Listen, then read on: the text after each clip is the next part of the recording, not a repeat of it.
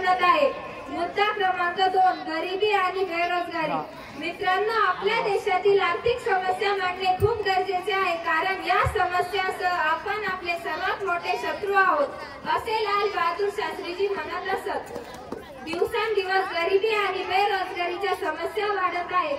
त्यामुळे बऱ्याचशा कंपनीमध्ये मोठमोठ्या मशिनरी आल्या आहेत आणि त्यामुळे बरेचसे मजूर बेरोजगार झाले आहेत.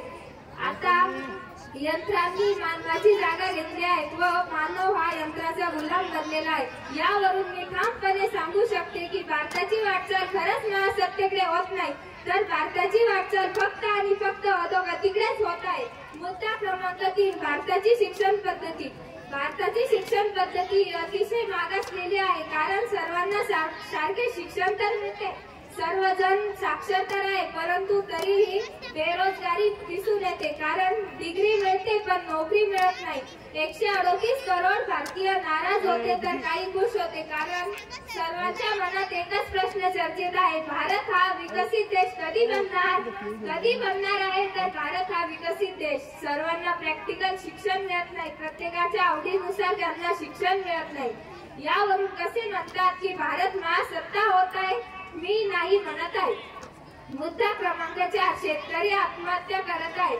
पूर्वी शेतकरी हे शेतात अतोनात कष्ट करतात, परंतु तरीही त्यांच्या मालाला योग्य तो भाव मिळत नाही.